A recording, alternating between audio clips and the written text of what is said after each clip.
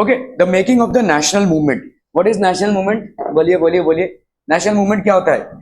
हमारे यहाँ पे ब्रिटिशर्स का ये था, तो इसके लिए हमने, देखिए, नेशनल मूवमेंट मतलब स्वाधीनता संग्राम, है ना, इंडिपेंडेंस के लिए मूवमेंट.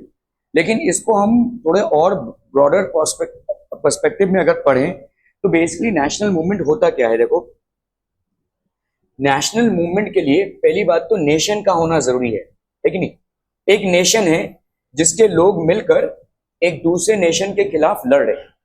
ठीक है, ये बात तो समझ में आती है ना, दिस इज अंडरस्टूड. लेकिन ये उतना आसान चीज नहीं है, क्योंकि उस टाइम पे India didn't exist as a nation. India एक नेशन की तरह एग्जिस्ट ही नहीं कर रहा था.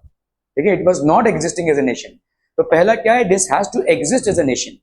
कहीं पे भाई साहब मराठा साम्राज्य है, कहीं पे मुगल साम्राज्य है, कहीं पे नवाब के साम्राज्य है, ऐसे अलग अलग है. कहीं पे नवाब ऑफ हैदराबाद है, कहीं पे जम्मू कश्मीर के नवाब है, ऐसा अलग अलग सब साम्राज्य था. तो इस पूरे को एक छत्र छाया में पहले लाना था. ठीक है, उसके बाद हम बेसिकली रूल कर सकते हैं, उसके बाद हम रिवोल्ट कर सकते हैं. तो ये जो प्रोसेस है ये दोहरा प्रोसेस था. It was basically a two way process. The making of the national movement 1870s to 1947. ठीक है, the emergence of nationalism. Introduction. In the previous chapters we have looked at the British conquest of territories. ठीक है, तो आपका भाई साहब British conquest of territories, ठीक है, and take over of kingdoms. तो हमने देखा कहीं से भाई साहब ब्रिटिशर्स लोगों ने टेरिटरीज को कॉन्क्वेस्ट किया है और टेक ओवर किया है. ठीक है, introduction of new laws and administrative institutions. ठीक है, changes in the lives of the peasants and the tribal, educational changes in the 19th century.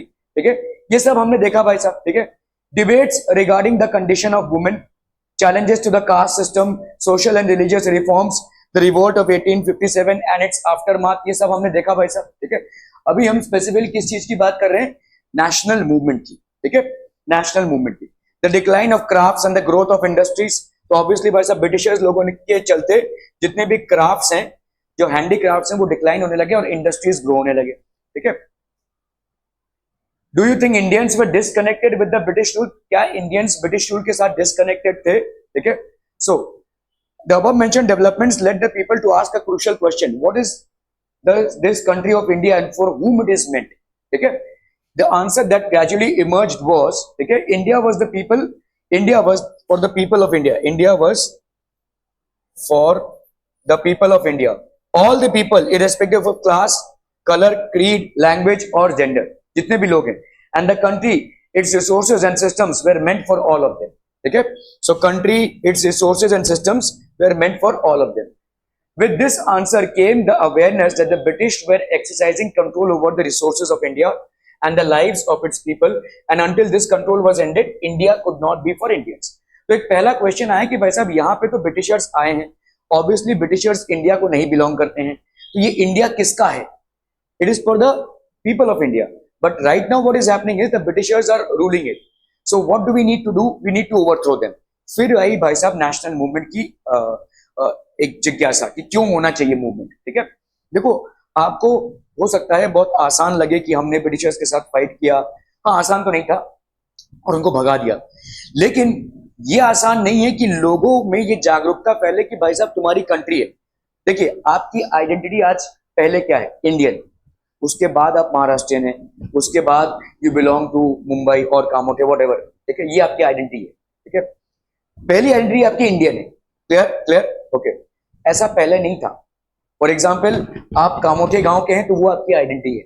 ठीक है, आप लेट्स से पनवेल गांव के हैं तो वो आपकी आइडेंटिटी है. पनवेल गांव का जो राजा है वो आपका रूलर है.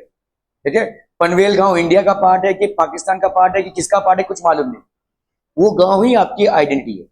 ठीक है, समझ में आ रहा है ये कि मतलब आप इंडिया में तो हैं, लेकिन इंडिया कहां तक है, कौन लोग हैं और कैसा है पूरा सिस्टम, ये किसी को कुछ नहीं मालूम. आप एक गांव में हैं, ये गांव ही आपके लिए सब कुछ है. ये गांव का जो मुखिया है वो सब कुछ है, ये गांव का जो राजा है वही सब कुछ है, और इस गांव की आइडेंटिटी ही आपकी आइडेंटिटी है. ऐसे कंडीशन में कोई नेशनल मूवमेंट को करना बहुत मुश्किल है, बहुत मुश्किल है. क्योंकि मैं अगर बोलूंगा कि भाई साहब आप कामोठे गांव के हैं, आप पनवेल गांव के, चलिए इंडिया के लिए लड़ना है, आप बोलेंगे ये इंडिया किस चिड़िया का नाम है, मुझे मालूम ही नहीं क्यों लड़ना है. ठीक है, हाँ, अगर पनवेल गांव में कुछ आ गया तो मैं कुछ करूंगा, हाँ, कामोठे गांव में कुछ विपत्ति आने वाली है तो मैं कुछ करूंगा. Why should I fight for India, what is India, ठीक है, ये भारतवर्ष है क्या, तो ये किसी को नहीं मालूम था। There was no India in existence in the first place. तो इसीलिए इन सब लोगों को इकट्ठा करके ब्रिटिशर्स के अगेंस्ट फाइट करना वॉज अ ट्रिमेंडस टास्क, ठीक है, ये अपने आप में एक बहुत बड़ा काम था। क्या ये समझ में आ रहा है? आज आपको लग रहा होगा कि हम कुछ घटनाओं को पढ़ रहे हैं, अच्छा इसने ये किया, इसने ये किया, नेशनल मूवमेंट है, ये हुआ ये हुआ ये हुआ और खत्म। नहीं, इतना आसान नहीं था ये, ठीक है, क्योंकि आपको सबको जागरूकता फैलानी पड़ेगी कि भाई साहब ये लोग आए हैं बाहर से, ये हमारा देश है, हमारा देश कहां से कहां है पहले वो तो लोकेट कर लो, ठीक है, उसके बाद इनके अगेंस्ट में लड़ना है। So that is how things are, okay. The consciousness began to be clearly stated by the political associations formed after 1850, especially that those that came into being in 1870 1880s। तो धीरे धीरे अभी ये कॉन्शियसनेस मतलब जागरूकता फैलने लगी कि ये हमारा एक कंट्री है, ठीक है, और इस कंट्री के हम निवासी हैं और इस कंट्री पे सिर्फ हमारा ही हक है, कोई और दूसरा आकर इस कंट्री को रूल नहीं कर सकता है, ठीक है। ये धीरे धीरे भाई साहब फैलने लगा 1850 1870 और 1880s में, ठीक है। This started spreading out. So this was the consciousness. Most of these were led by English educated professionals such as lawyers. ज्यादा करके lawyers इसको lead कर रहे थे, ठीक है, okay. So more important ones were, ठीक है, पूर्ण स्वराज सार्वजनिक सभा, पूना सार्वजनिक सभा, तो ये पहले हुआ भाई साहब आपका पूना सार्वजनिक सभा, ठीक है। फिर आया भाई साहब का इंडियन एसोसिएशन, ठीक है। Then it was basically the Madras Mahajan Sabha, ये सारे भाई साहब आपके सभा होने लगे। द बॉम्बे प्रेसिडेंसी एसोसिएशन, ठीक है, द इंडियन नेशनल कांग्रेस, इन सब ऑर्गेनाइजेशन से धीरे धीरे इंडिया के बारे में जागरूकता फैलने लगी। इन नामों को जरा नोट कर लीजिए प्लीज, ठीक है, ये आपके आंसर्स को लिखने में काम आएंगे।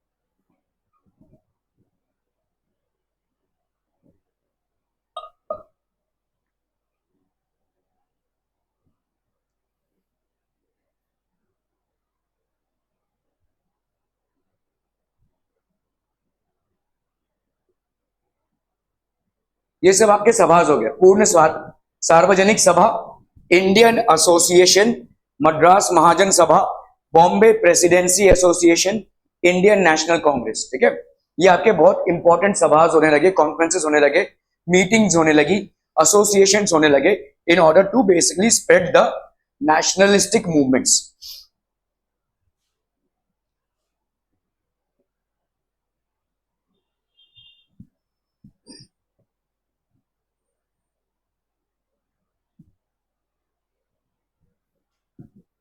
इन सभाओं का आयोजन होने लगा, ठीक है, ओके। नो दैट पूर्ण सार्वजनिक सभा, ठीक है, पूर्ण सार्वजनिक सभा में क्या हुआ था? द लिटिल मीनिंग ऑफ सार्वजनिक मतलब universal for all the people, ठीक है। पूना में एक सार्वजनिक सभा का आयोजन हुआ। सर्व मतलब ऑल, प्लस जनिक मतलब people. Though many of these association functioned in specific parts of the country, their goal was were stated as the goals of the people of India, not those of any region, community और class. ये जो सभा थी ये किसी basically reason को, community को, ये किसी रीजन को, कम्युनिटी को और क्लास को नहीं रिप्रेजेंट कर रही थी। It was for the people of India, ठीक है। This was not representing any region, caste और community, but it was for the people of India. They work with the idea that people should be sovereign, a modern consciousness and a key feature of nationalism, ठीक है। Sovereign मतलब independent होना, ठीक है, ये सारे लोग अपने इंडिपेंडेंटली डिसीजंस ले पाए, ठीक है। A modern consciousness and a key feature of nationalism, ये मॉडर्न कॉन्शियसनेस था या की फीचर ऑफ नेशनलिज्म था। In other words they believe that the Indian people should be empowered to take decisions regarding their affairs. Sovereign मतलब हमारे मामलों के बारे में हम खुद डिसीजन ले पाए। We should not be impacted in our decision making capacity by any foreign power और anybody else. That's what we mean by sovereign, ठीक है। तो इन्होंने ऐसा डिसाइड किया। They work with the idea that people should be sovereign, ठीक है, a modern consciousness and a key feature of nationalism. अभी धीरे धीरे ये बात फैलने लगी। कि हम इंडिपेंडेंट होने चाहिए, we should be independent to make our decisions, ठीक है। हमारा डिसीजंस जो है वो कभी भी क्लाउडेड नहीं होना चाहिए, ठीक है, हमारे देश को लेकर। इन other words, they believe that the Indian people should be empowered to take decisions regarding their affairs. The emergence of nationalism, the dissatisfaction with the British rule intensified in the 1870s and the 80s. ठीक है, so 1870s और 80s में dissatisfaction भाई साहब बढ़ने लगा British rule के against, ठीक है, ब्रिटिश रूल के अगेंस्ट भाई साहब dissatisfaction. The Arms Act was passed in 1878, ठीक है, disallowing Indians from possessing arms, ठीक है, ये आर्म्स एक्ट पास हुआ, ठीक है, disallowing Indians from possessing arms. तो यहाँ पे भाई साहब ब्रिटिशर्स ने एक आर्म्स एक्ट पास कर दिया कि कोई भी जो इंडियन होगा उसके पास आर्म्स नहीं रह सकता, they can not carry guns, pistols और इवन डैगर्स, ये सब कुछ कैरी नहीं कर सकते, ठीक है, that was the act pass. In the same year the vernacular press act was also enacted in an effort to silence those who were critical of the government. तो vernacular press act चालू हुआ, ठीक है, जो लोग भी भाई साहब गवर्नमेंट के खिलाफ बोलने जा रहे हैं उनके प्रेस को बंद करवा दिया जाएगा, उनको जेल हो जाएगी, ऐसा एक वर्नाकुलर प्रेस एक्ट चालू हुआ, ठीक है. The act allowed the government to confiscate the assets of newspapers, including the printing presses, if the newspapers published anything that was objectionable. अगर गवर्नमेंट के अगेंस्ट में न्यूज़पेपर्स ने कुछ भी छापने की कोशिश की तो वो पूरा का पूरा प्रेस बंद करवा देंगे, ठीक है. ये वर्नाकुलर प्रेस एक्ट चालू हुआ. Okay, the emergence of nationalism. Okay, in 1883 there was a furor over the attempt by the government to introduce the Ilbert Bill. The bill provided for the trial of British or European persons by Indians and sought equality between British and Indian judges in the country. तो Ilbert bill basically क्या था, इन 1883 में ये पास हुआ कि कोई भी जो भी गुनहगार होगा, चाहे वो ब्रिटिशर हो चाहे इंडियन हो, ठीक है, the bill provided for the trial of British और यूरोपियन पर्सन्स बाय इंडियंस. तो इंडियंस इसका ट्रायल करेंगे, मतलब जज जो होगा वो इंडियन होगा, लॉयर जो होगा वो इंडियन होगा, ये ट्रायल प्रोसेस हो सकता है, ठीक है. Sought equality between British and Indian जजेस इन द कंट्री. तो ब्रिटिश और इंडियन जजेस दोनों भी. पहले कैसा होता था कि अगर किसी यूरोपियन ने कोई क्राइम किया है तो उसका जो कोर्ट में केस चलेगा वो कोई यूरोपियन लॉयर लड़ेगा और कोई यूरोपियन जज उसका वो करेगा, साइटिंग करेगा, डिसीजन देगा. लेकिन अभी क्या हो गया कि इल्बर्ट बिल के तहत अगर किसी यूरोपियन ने क्राइम किया है तो उसका जो डिसीजन होगा वो कोई इंडियन भी ले सकता है, इंडियन लॉयर या इंडियन जज भी उसका डिसीजन ले सकता है, इंडियन लॉयर उसके अगेंस्ट में फाइट कर सकता है. So this was about the Ilbert bill, that is to establish equality between the Britishers and the Europeans, ठीक है. But when white opposition forced the government to withdraw the bill, Indians were enraged, ठीक है. तो white opposition मतलब Europeans ने इसको force किया कि नहीं भाई साहब ये इल्बर्ट बिल को विथड्रॉ करो. तो इंडियंस वर एनरेज, बहुत गुस्से में आ गए, अरे ये क्या है, अभी तो आप ऐसे मतलब किसी कुत्ते को अगर बिस्कुट दे रहे, नहीं नहीं नहीं नहीं नहीं ऐसा कर रहे हैं ना भाई साहब, ठीक है. इल्बर्ट बिल आपने दिया, ठीक है, आप इल्बर्ट बिल को दिया तो आप इंडियंस लोगों को एक ये आया कि भाई चलो अच्छा हुआ, ये अभी ब्रिटिशर्स और Indians are on the same platform, again you withdraw it, ठीक है. तो इससे इंडियंस भड़क गए. अगर आपने दिया ही नहीं होता तो अलग बात थी, लेकिन आपने दिया है तो फिर अभी इसको विथड्रॉ क्यों कर रहे. The event highlighted the racial attitudes of the British in India, ठीक है. तो ये रेशियल एटीट्यूड्स भाई साहब दर्शाने लगा, ठीक है. The need of an all India organisation of educated Indians had been felt since 1880, but the Ilbert bill controversy deepened this desire, ठीक है. नीड फॉर, तो ये इल्बर्ट बिल जो कंट्रोवर्सी था इससे बहुत ज्यादा, तो बहुत सालों से लोग सोच रहे थे कि यार एक एसोसिएशन होना चाहिए, हमारा कंट्री एक होना चाहिए, लोग एक होने चाहिए. लेकिन जैसे ही इल्बर्ट बिल का ऐसा मुद्दा हुआ तब लोग धीरे धीरे एक होने लगे. एक मुद्दा होना चाहिए ना, एक इश्यू होना चाहिए, तभी लोग यूनाइट होंगे, ठीक है. So this issue of introducing the Ilbert bill and then withdrawing it, this provoked the Indians. तब सब धीरे धीरे आने लगे, ठीक है. The need for an all India organisation of educated Indians, ठीक है. The Indian National Congress was established when 72 delegates from all over the country met at Bombay in December 1885. So 72 delegates पूरे all over the country, they met in Bombay in 1885. Okay. The early leadership was largely from Bombay and Calcutta.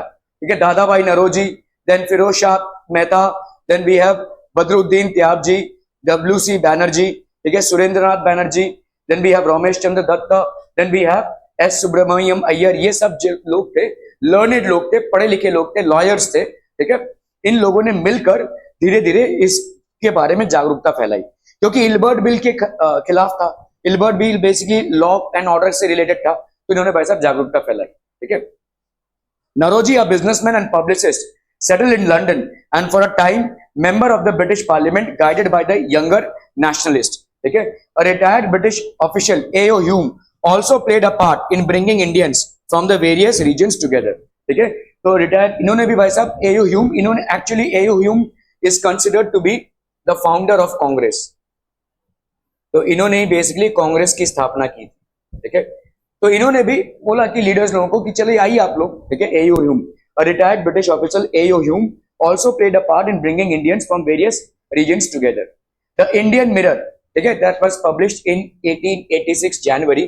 The first national congress at Bombay is the nucleus of a future parliament for our country and will lead to the good of inconceivable magnitude of our countrymen.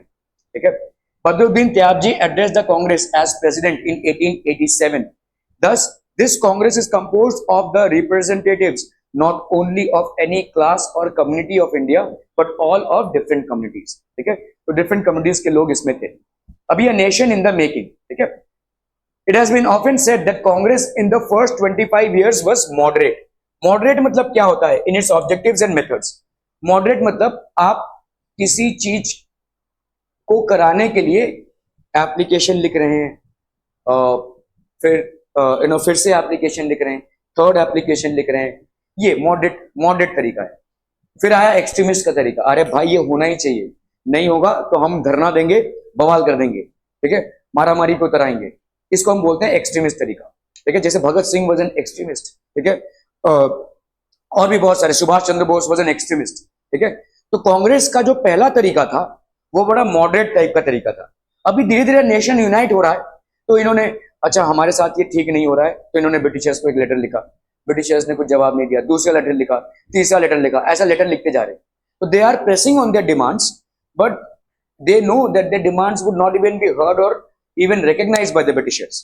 ठीक है, तो बड़ा मतलब हम बोलते हैं ना official तरीका है ये मॉडरेट्स। तो actually Congress was divided between moderates and extremist. ठीक है, एक्सट्रीमिस्ट। तो पहला वाला जो कांग्रेस का बैच था वो मॉडरेट्स का बैच था। It was basically a batch of moderates. ठीक है, so it has been often said that the Congress in the first 25 years was moderate. During this period, it demanded a greater voice for the Indians in the government and in administration. ठीक है, so it wanted the legislative councils to be made more representative. ठीक है, so given more power and introduced in provinces where none existed. ठीक है, legislative council क्या था भाई साहब? ये लेजिस्लेटिव काउंसिल ब्रिटिशर्स ने स्टैब्लिश किया था। ठीक है, ब्रिटिशर्स ने बोला कि भाई साहब देखो, अगर लोगों को कुछ प्रॉब्लम है तो they can actually get those problems represented by legislative councils. यहाँ पे जाकर आप उन प्रॉब्लम्स को रिप्रेजेंट कर सकते हैं और हम आपके प्रॉब्लम्स पे या मुद्दों पे विचार करेंगे। It wanted the legislative councils to be made more representative. It demanded that Indians be placed in higher positions in the government, given more power and introduced in provinces where none existed. Civil service examinations to be held in India as well as not just in London. Civil service के examination अभी भी होते हैं, जैसे IAS, PCS जो होता है। ठीक है, ये इन्होंने चालू करवाया। ठीक है, separation of judiciary from the executive.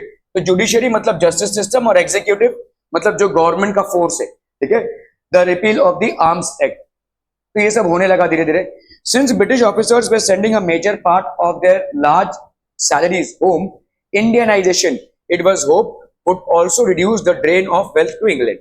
अभी हो क्या रहा था भाई साहब, इंडिया में जितने भी ब्रिटिश ऑफिसर्स हैं वो जो कमा रहे हैं वो पैसा भाई साहब कहाँ भेज रहे हैं? ऑब्वियसली ब्रिटिश अपने कंट्री में भेज रहे हैं। तो उन्होंने बोला आप इंडियंस को एम्प्लॉय कीजिए ना, आप जितना इंडियंस को एम्प्लॉय करेंगे वो पैसा इंडिया में ही घूमेगा। अगर किसी ने इंडियन को आपने अपॉइंट किया तो वो जो भी कमाएगा वो सैलरी उसके घर के खर्चे में जाएगा, वही पैसा इंडिया में घूमेगा। ठीक है, so they pressed on Indianisation. तो ब्रिटिश ऑफिसर्स को इंडियंस रिप्लेस करें, that is known as Indianisation. ठीक है, ये आपका डिमांड रखा गया। Since most important jobs at the time were monopolised by the white officials, demand for Indianisation of the administration was a part of the movement against racism. The early Congress was also raised a number of economic issues. ठीक है, क्या क्या economic issues थे? It declared that British rule had led to poverty and famines. ठीक है, increase in the land revenue had impoverished peasants and zamindars. Impoverished मतलब इनको गरीब बना दिया था. Export of grains to Europe had created food shortages. ये सारे समस्याओं से इंडिया जो जूझ रहा था आज, ये सारे ब्रिटिशों की करतूत है, ऐसा इन्होंने हाईलाइट किया. ठीक है. द कांग्रेस डिमांडेड क्या क्या, रिडक्शन ऑफ रेवेन्यू. तो भाई साहब ये बहुत बड़ा जो रेवेन्यू ये कर रहे थे इसको कम करें. Cut in the military expenditure, military expenditure को जरा कट करें. मोर फंड्स फॉर इरिगेशन, और इरिगेशन को सपोर्ट करें Britishers. It pass many resolutions on the salt tax. Britishers ने बहुत बड़ा सॉल्ट टैक्स लगा के रखा था, तो इन्होंने एक रेजोल्यूशन डाला सॉल्ट टैक्स पे. Treatment of Indian labourers abroad. ठीक है. फिर क्या था भाई साहब, the sufferings of the forest dwellers caused by an interfering forest administration. तो आपके फॉरेस्ट ड्वेलर्स जो थे, ठीक है, उनका मतलब बहुत ज्यादा क्या हो रहा था, what was happening for forest dwellers. Britishers काफी ज्यादा इंटरफेयर कर रहे थे कि नहीं भाई साहब ये फॉरेस्ट आपका नहीं है, ये वो. तो ये फॉरेस्ट ड्वेलर्स के अगेंस्ट. ठीक है. ट्राइबल्स, यस, फॉरेस्ट ड्वेलर ज्यादा करके ट्राइबल्स ही हैं, जिनका पूरा जो रहन सहन खान पीन है, पोषण है, वो सब कुछ फॉरेस्ट से होता है. उनको हम फॉरेस्ट ड्वेलर्स बोलते हैं. ठीक है. So the suffering of forest dwellers caused by interfering forest administration. All this shows that despite being a body of the educated elite, the Congress did not talk only on behalf of professional groups, zamindars और industrialist. तो कांग्रेस ने सबके लिए बात किया, बहुत जोर से दी जा रही है.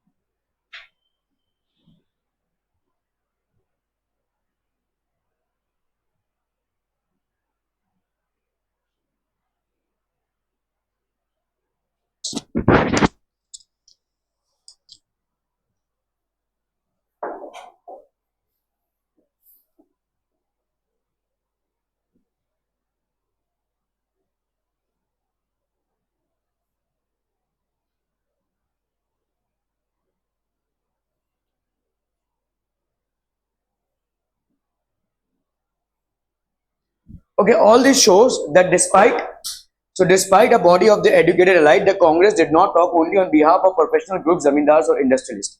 Okay, so they were talking about everyone. Moderate leaders wanted to develop public awareness about the unjust nature of the British rule. तो ये public awareness create करना चाहते थे. ठीक है. Published newspapers, wrote articles and showed how British rule was leading to the economical ruin of the country. ये britisher से directly नहीं भिड़ रहे थे, ये धीरे धीरे लोगों में जागरूकता फैला रहे थे, एप्लीकेशंस लिख रहे थे. तो मॉडरेट तरीका था इनका. ठीक है. मॉडरेट तरीका था. Criticise British rule in their speeches and sent representatives to different parts of the country to mobilise public opinion. ठीक है. felt that the British had respect for the ideals of freedom and justice, and so they would accept the just demands of Indians. ठीक है. तो ऐसा भाई साहब इन्होंने समझा. Okay. Express these demands and make the government aware of the feelings of the Indians. तो इनको भाई साहब गवर्नमेंट को अवेयर करना, भाई साहब लोग नाखुश हैं आपसे, आप थोड़ी कार्रवाई कीजिए, आप थोड़े चेंजेस लाइए, ये सब गवर्नमेंट को भाई साहब सजेशंस दे रहे थे. तो बड़े मॉडरेट तरीके से, नहीं हमको ये चाहिए, ये ऐसे बोलना मतलब एक्सट्रीमिस्ट है. ठीक है. और मॉडरेट प्लीज देखिए जरा इसको कर सकते हैं क्या, लोग बड़े नाखुश हैं, आपने बहुत हाई रेवेन्यू लगा के रखा है. ठीक है. हमारा ट्रेड नहीं चल रहा है, ऐसे ब्रिटिशर्स की तरफ ध्यान आकर्षित कर रहे हैं. By the 1890s, many Indians began to raise questions about the political style of the Congress. In Bengal, Maharashtra and Punjab, leaders such as Bipin Chandra Pal, Bal Gangadhar Tilak and Lala Lajpat Rai. इस combination को बोला जाता था लाल बाल पाल. इस combination को बोला जाता था लाल बाल पाल का कॉम्बिनेशन बोला जाता था. ठीक है. So these were a little extremist leaders. अभी धीरे धीरे कांग्रेस में थोड़ा सा एक्सट्रीमिज्म आने लगा. अरे धत्तेरे की ये क्या है भाई साहब, हम एप्लीकेशन पे एप्लीकेशन डाले जा रहे हैं, दलाल मतलब दलील पे दलील डाले जा रहे हैं, लेकिन कोई फर्क नहीं पड़ रहा है. Then they basically they a little थोड़ा सा ये एग्रेसिव हुए. ठीक है. तो इसी कॉम्बिनेशन को लाल बाल पाल बोला जाता था. In Bengal, Maharashtra and Punjab, leaders such as Bipin Chandra Pal, Bal Gangadhar Tilak and Lala Lajpat Rai, ठीक है, वे are beginning to explore more radical, radical मतलब अभी थोड़े से एग्रेसिव बन रहे थे, ठीक है, एग्रेसिव ऑब्जेक्टिव्स एंड मेथड्स, अभी धीरे धीरे थोड़ा सा एग्रेसिव होना पड़ेगा क्योंकि ब्रिटिशर्स हमारे सुन नहीं रहे, ठीक है। They criticise the moderates for their politics of prayers and emphasise the importance of self reliance and constructive work. तो ये क्रिटिसाइज करने लगे ओपनली, ठीक है। सेल्फ रिलायंस मतलब खुद से अभी अभी मतलब ये इनके सामने झुकना या इनके सामने भाई साहब प्रार्थना नहीं करना है, अपना हक मांगना है और छीन के लेना है, ठीक है। दे argue that people must rely on their own strength, अपने से लेना है, not on the good intentions of the government. People must fight for Swaraj.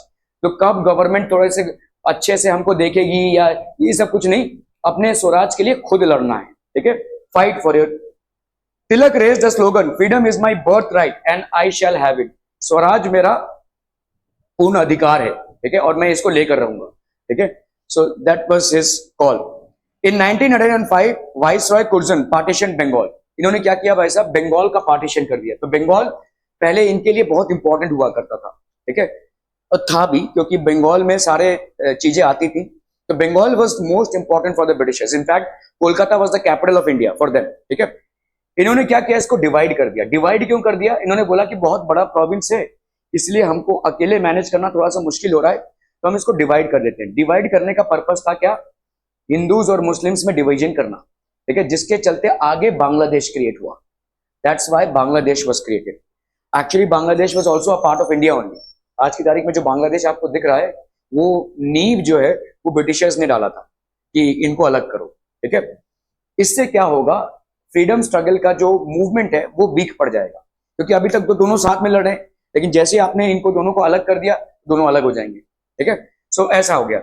In 1905 viceroy Curzon partitioned Bengal. तो इन्होंने बंगाल का पार्टीशन कर दिया। At that time Bengal was the biggest province of British India and included Bihar and parts of Orissa as well. आज की तारीख में जो आपको बिहार दिखता है थोड़ा सा, और थोड़ा सा उड़ीसा का पार्ट और बांग्लादेश, ये सब मिलकर आपका बंगाल हुआ करता, ठीक है। और इन्होंने इसका पार्टीशन कर दिया। तो इन्होंने पूरा पूरा भाई साहब बिगेस्ट प्रोविंस था। The British argued for dividing Bengal for reasons of administrative convenience.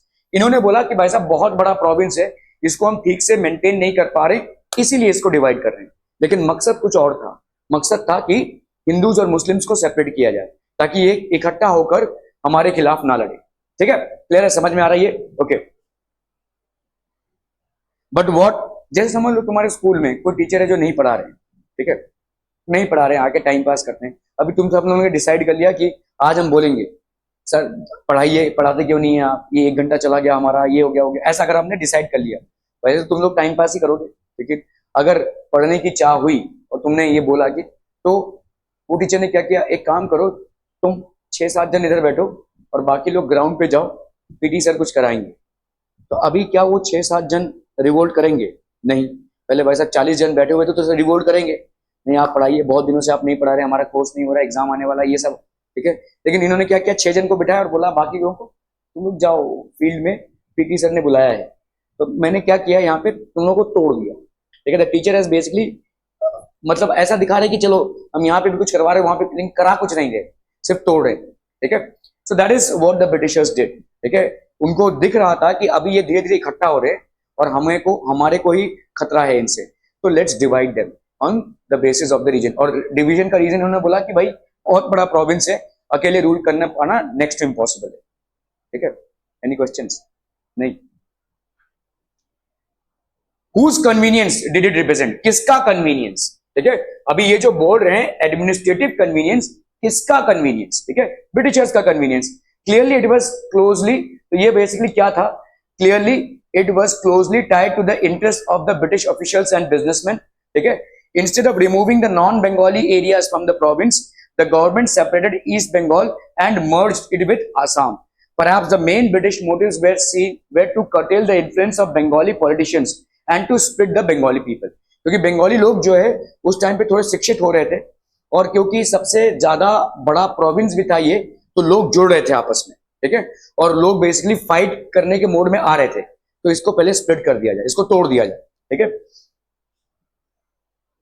So the partition of Bengal infuriated people all over India. Infuriated मतलब सब गुस्से में आ गए, ठीक है। Sections of the Congress, moderates and radicals opposed it. Moderates कौन थे? जो भाई चिट्ठी लिखो, ये लिखो, वो लिखो। और रेडिकल्स कौन थे भाई साहब? एकदम extremist.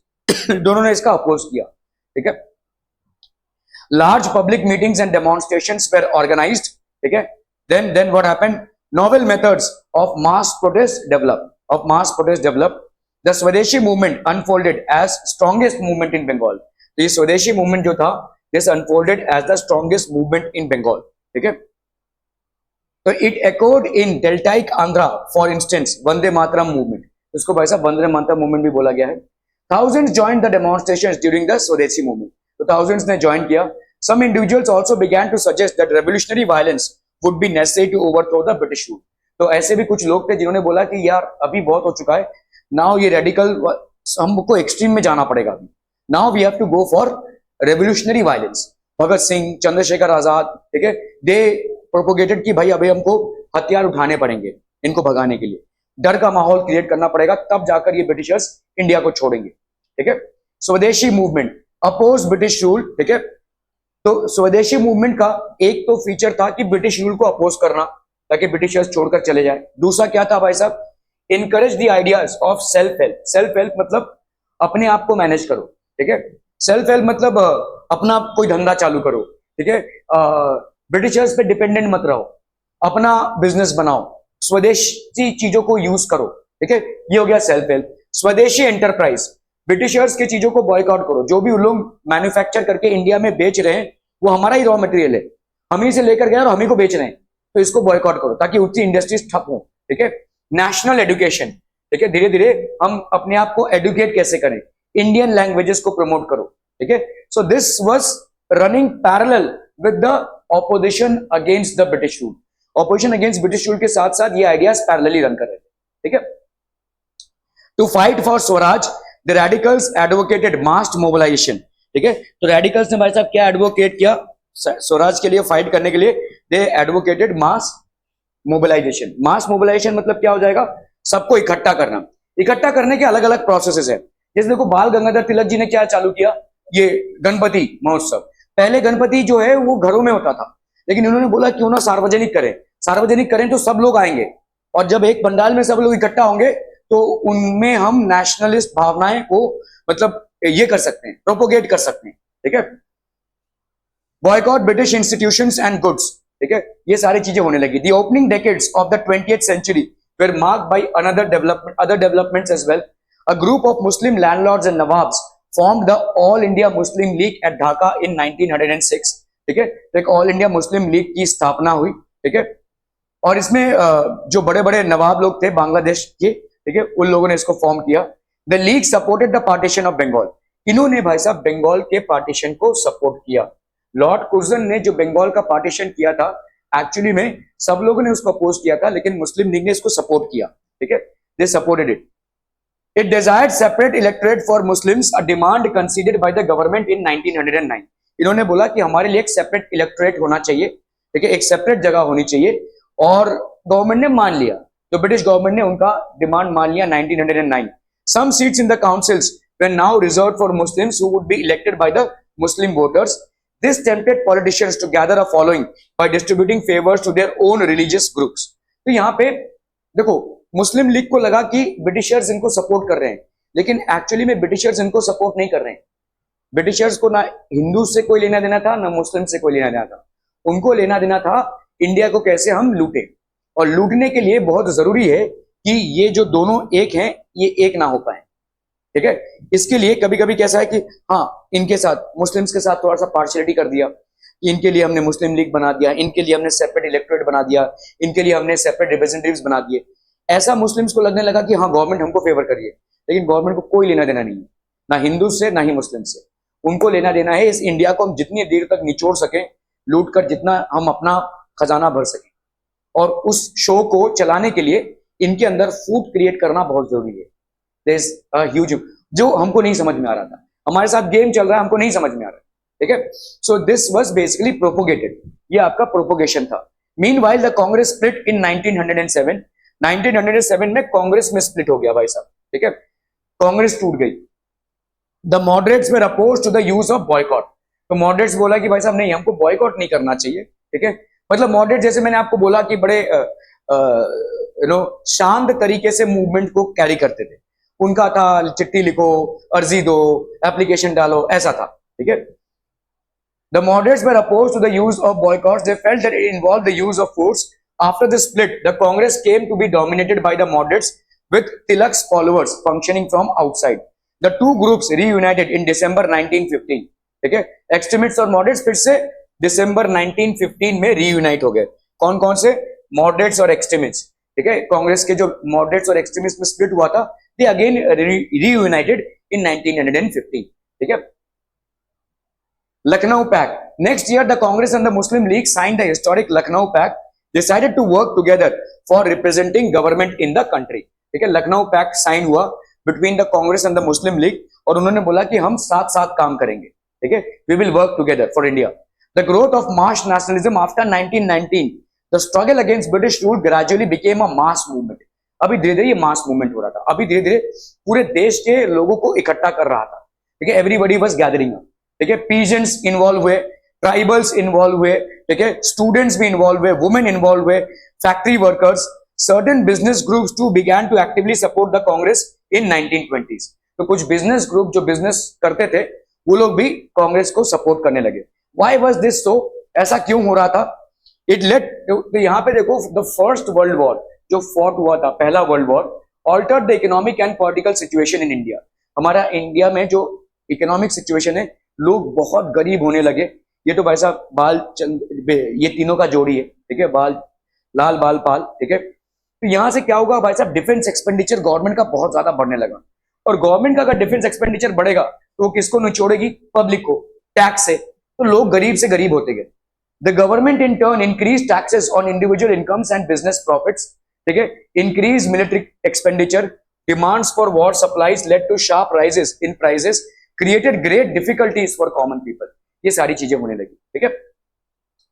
On the other hand, business groups reap fabulous profits from the war, ठीक है। जितने भी बिजनेस ग्रुप्स थे उनको बहुत प्रॉफिट होने लगा फ्रॉम द वॉर, ठीक है। जूट बैग्स जो सोल्जर्स लोग उस टाइम पे यूज करते थे, उसका कॉन्ट्रैक्ट मिला इनको, तो बहुत बड़े पैमाने पे सोल्जर इनका कमाई हो गया भाई साहब, ठीक है। As you have seen, the war created a demand for industrial goods and caused a decline of imports from other countries into India, ठीक है। जूट बैग्स, क्लोथ्स, सोल्जर्स हैं भाई साहब, ठीक है, रेलवे लाइंस, इन सब का भाई साहब बहुत ज्यादा डिमांड बढ़ने लगा ड्यूरिंग द वॉर। और बिजनेसमैन लोग इसमें मतलब बहती गंगा में हाथ धोना है ना, ये अभी डिमांड है तो चलो भाई साहब अपना मुनाफा बना लेते हैं, ठीक है। So Indian industries expanded during the war, तो इसमें पैसा आने लगा बिजनेसमैन लोगों को, and the Indian business groups began to demand greater opportunities for development. तो ये लोग भी भाई साहब अभी अपॉर्चुनिटी डिमांड करने लगे फॉर डेवलपमेंट, ठीक है। The war also led to the British to expand their army, villages were pressurized to supply soldiers for an alien cause। Alien cause क्यों बोल रहे हैं भाई साहब? वॉर हो रहा है वहां पे, Germany, Italy, Austria, great Britain और का फ्रांस, ये लोग इन्वॉल्व हैं, और यहां पे इंडियन सोल्जर्स को खींचा जा रहा है। इंडिया इन्वॉल्व नहीं है क्योंकि ब्रिटिशर्स के अंडर में इंडियंस हैं, इसीलिए इंडियन सोल्जर्स को वहां पे पुल किया जा रहा है। तो ये जो गरीब पीजेंट्स हैं, मजदूर हैं, इनको ले जाया जा रहा है। तो they are unnecessarily dragged into an alien war, जबरदस्ती का इनको खींचा जा रहा है। एलियन वॉर है, इंडियंस का वॉर से कोई लेना देना नहीं था। Indians had not participated in the war but they were dragged into it, ठीक है। So villagers were pressurised to supply soldiers for an alien cause. A large number of soldiers were sent to serve abroad. Many returned after the war with an understanding of the ways in which the imperialist powers were exploiting। अभी जो लोग वापस आए उनको ये ज्ञान हुआ, जैसे वो इंडिया के बाहर गए तो उन्होंने देखा कैसे इंपेरियलिस्ट पावर्स अपने आप को एक्सपैंड कर रहे हैं। तब जाकर उनको एहसास हुआ कि ये ब्रिटिशर्स क्या हैं, अपने आप को गरीब नेशंस पे एक्सपैंड कर रहे हैं, और इंडिया भी एक गरीब नेशन, इसका ये फायदा उठा रहे हैं। जब वो बाहर जाकर लड़ने लगे, लोगों से मिलने लगे, जानने लगे कि हाँ भाई ये जो प्रोपेगेंडा चल रहा है ये सिर्फ इंडिया में नहीं चल रहा है, ये बाहर के देशों में भी चल रहा है। जो भी नेशन इनके सामने घुटने टेक देता है उन पे ये रूल करते हैं। तो घुटने टेकना ही हमारा मतलब रॉन्ग डूइंग है, ठीक है, हमको इससे निकलना पड़ेगा। So many returned after the war with an understanding of the ways in which imperialist power were exploiting Africa and with a desire to oppose colonial rule in India, ठीक है। Furthermore in 1917 there was a revolution in Russia. Russia में tsar rule था। तसार मतलब क्या कहते हैं अपना king का रूल था, मोनार्कियल रूल था, और इस तसार रूल को ओवरथ्रो किया गया। वहां के लोगों ने ही इसको ओवरथ्रो किया, ठीक है। लेनिन, फिर Stalin, actually this person is Karl Marx. इन्होंने एक बुक लिखी थी द कम्युनिस्ट मैनिफेस्टो, ठीक है। उसी पे बेस्ड होकर लेनिन ने रशिया में दूसरा फॉर्म ऑफ गवर्नमेंट लाया, ठीक है, which is basically the communist form of government. आज भी भाई साहब कम्युनिस्ट फॉर्म ऑफ गवर्नमेंट है, ठीक है। सो ये भाई साहब कम्युनिस्ट फॉर्म ऑफ गवर्नमेंट था, और लोगों ने देखा कि कैसे रेवोल्यूशन से उन्होंने पूरे गवर्नमेंट को उखाड़ फेंका। तो ये ऐसा फिर इंडियंस को भी लगने लगा, यार अगर हम भी रिवोल्ट करें तो हम भी ऐसा कर सकते हैं, ठीक है। Okay, we can also do the same. So news about the peasants and the workers struggles, तो वहां पे भी पीजेंट्स और वर्कर्स ने ही इस चीज को किया था। बहुत नींद आ रही है तेरे को, ठीक है। वहां पे भी पीजेंट्स एंड वर्कर्स ने इस स्ट्रगल को संभाला था। Ideas of socialism circulated widely, inspiring Indian nationalist, ठीक है। ओके, अभी हम बात करेंगे भाई साहब रॉलेट सत्याग्रह। रॉलेट सत्याग्रह बेसिकली क्या था? तो एक एक्ट पास हुआ था जिसको हम रॉलेट एक्ट बोलते हैं।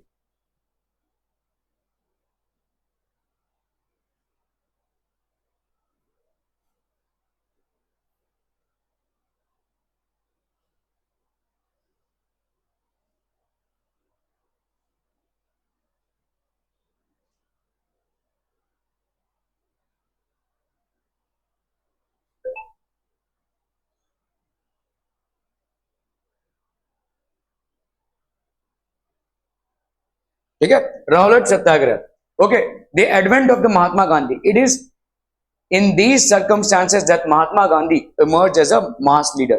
As you may know, Gandhi ji aged 46 arrived in India in 1915 from South Africa, okay, having led Indians in that country in non-violent marches against racist restrictions. He was already a respected leader known internationally. तो यहाँ पे इनको काफी मतलब गणमान्य leader थे। His South African campaigns had brought him contact with various types of Indians. तो हिंदू से ये मिले, ठीक है। He basically met up with Muslims, he met up with Parsis, he met with Christians, he met with Gujaratis, okay, Tamils and North Indians. He also met with upper class merchants, lawyers, okay, workers. Basically, he got connected with almost every strata of the society. सबसे ये मिले, ठीक है। Mahatma Gandhi spent his first year in India traveling throughout the country, understanding the people, their needs, and the overall situation. His earliest interventions were in local movements in Champaran. तो बिहार में farmer movement हो रहा था चंपारण में, वहां पे उन्होंने जाकर उनको सपोर्ट किया। फिर अहमदाबाद में मिल्स वर्कर्स के मूवमेंट में उन्होंने जाकर उनको सपोर्ट किया। एंड देन खेड़ा डिस्ट्रिक्ट में भी in Ahmedabad he led a successful mill worker strike in 1918। तो धीरे धीरे ये लोग और उनके कॉजेस से जुड़ने लगे। Let us now focus in some detail on the movements organised between 1990 and 1922। तो क्या क्या मूवमेंट्स भाई साहब ऑर्गेनाइज हुए थे, ठीक है। Rowlatt act, Rowlatt act in 1919 Gandhi ji gave a call for satyagraha against the Rowlatt act that had the Britishers just had passed. तो ब्रिटिशर्स ने एक एक्ट पास किया था जिसको रॉलेट एक्ट बोला जाता है। ये 1919 में पास हुआ, और इसमें क्या था? The act curbed fundamental rights such as freedom of expression and strengthen police powers. Police किसी को भी भाई साहब अरेस्ट कर सकती है शक के बिना पे, और अरेस्ट कर लिया तो उस पर कोई ट्रायल नहीं होगा। जिसमें को पुलिस जब अरेस्ट करती है तो उस पर ट्रायल होता है, फिर केस चलता है, फिर पनिशमेंट मिलेगा। लेकिन यहाँ पे किसी को भी धर लो, ऐसा, ठीक है। रॉलेट एक्ट चालू हो गया।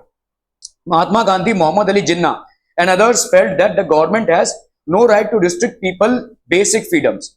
आई criticise the act as devilish and tyrannical. Mohammad Ali Jinnah was the first president of Pakistan, ठीक है। मुस्लिम लीग के लीडर थे ये।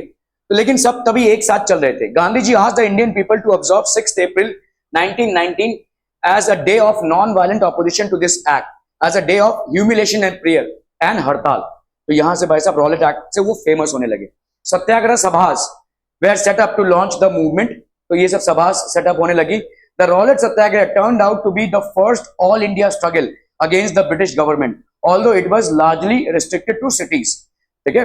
इन अप्रैल 1919 there were a number of demonstrations and hartals in the country and the government used brutal measures to suppress them. तो बहुत जगहों पे हड़ताल हो रहा था, डेमोन्स्ट्रेशन हो रहा था, और गवर्नमेंट ने बड़े ब्रूटली इसको सप्रेस किया, लाठी चार्ज किया, टीयर गैस किए, लोगों को मारा पीटा, ये सब होने लगा, ठीक है। The Jallianwala Bagh atrocities inflicted by General Dyer in Amritsar on Baisakhi Day were a part of this repression. तो ये रॉलेट एक्ट के चलते जलियांवाला बाग का ट्रेजेडी हुआ। जलियांवाला बाग में बहुत सारे पंजाबी लोग इकट्ठा हुए थे, बैसाखी डे सेलिब्रेशन था, और क्योंकि वहां पे रॉलेट एक्ट में था कि कोई भी जमघट नहीं होनी चाहिए, तो इन्होंने क्या किया, एक ही डोर था उस बाग का, उसको बंद कर दिया और अंधाधुंध गोलियां चलाई। ठीक है, सरकारी आंकड़े बोलते हैं 400 से ज्यादा लोग मारे गए थे, लेकिन ऐसा बोला जाता था कि हजारों से ज्यादा लोग मारे गए थे इस एक शूट आउट में। ठीक है, ऐसे ही ढूंढ रहे थे लोगों को, निहत्थे लोगों को, बच्चे लोग मारे गए, लेडीज लोगों की मौत हुई। वहां पे एक कुआं था, लास्ट में सब लोग उस कुएं में कूदने लगे। ठीक है, सो लाशों का पहाड़ हो गया ये एक जलियांवाला बाग ट्रेजेडी।